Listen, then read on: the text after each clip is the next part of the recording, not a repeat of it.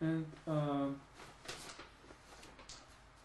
some scholars and intellectuals say that Gulen should be nominated for Nobel Peace Prize. What do you think about this? Well, as little as I know about Gulen in just the short time that I was in Turkey, I think he absolutely deserves such a distinguished award, simply because what he has shown me, someone who is, clear across the ocean from Turkey, and a student who has never had any kind of experience with this before, he's transformed my life.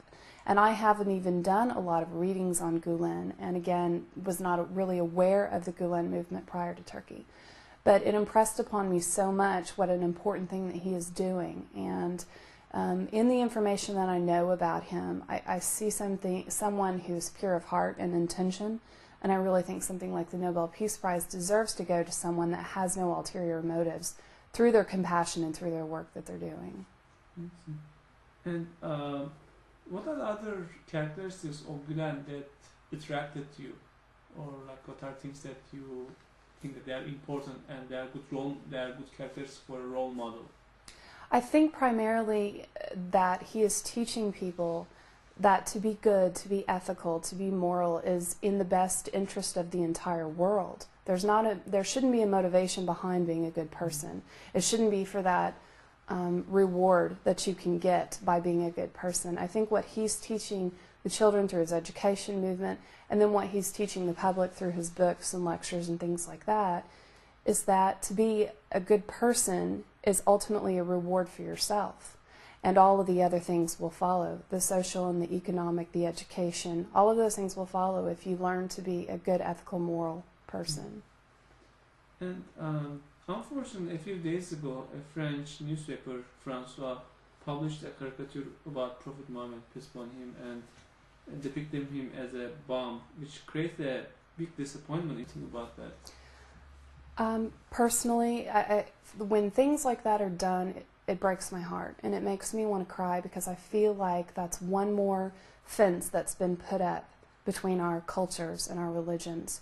Because I feel like when someone is so irresponsible and does something like that, the way that the Muslim world intercepts that is that it's coming from the entire Christian tradition, or the entire country of France, or the entire English-speaking, French-speaking world. And it hurts me, because I feel like people like us who are in interfaith dialogue, people of compassion and social justice, are fighting fights so hard every day that people don't see on the outside. And when someone does something of such ignorance and poor taste like that, all that work that we've just done has broken down again. So it's frustrating. And what do you think that we should do to recover, to cure this illness? I think that we have to continue on, pressing on the people that do work in this field. We have to educate the public.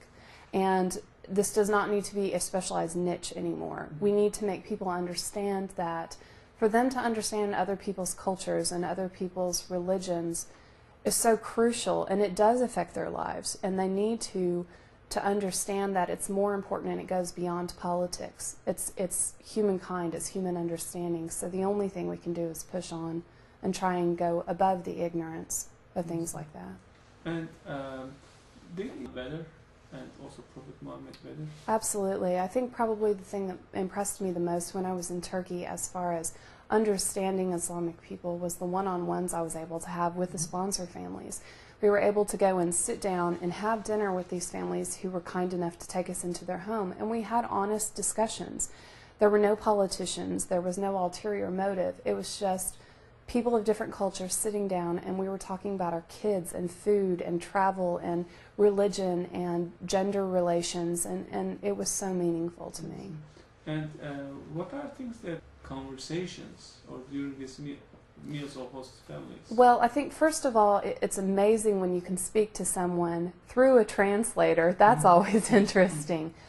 But to see that they're just like me, it's fascinating. You can't wait for their answers. And then when you find out you have so much in common, yet you live such dramatically different lifestyles, that's just such a joy, because you see that we are so much more alike than we are different.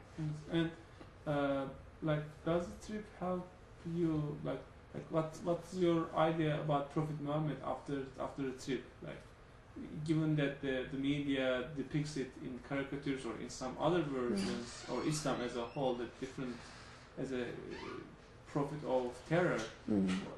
What's your interpretation of Prophet Muhammad? Well, I think that it's just as disrespectful for someone to do a caricature or to do any kind of insult to the Prophet Muhammad. It would be an insult just as Christians would see Jesus being depicted in any ill manner. So I think anyone who deserves the respect like Muhammad does, it's insulting to see something like that. After this trip, I do have much respect for the Prophet, because I believe that anyone who can dedicate their life to God and get that message across to his people deserves our respect and our admiration. And do you have any that you have experienced in Turkey? I have many good memories. I have many memories of laughing with the families that we were with, of our kind hosts that we were with, and just joking around with them.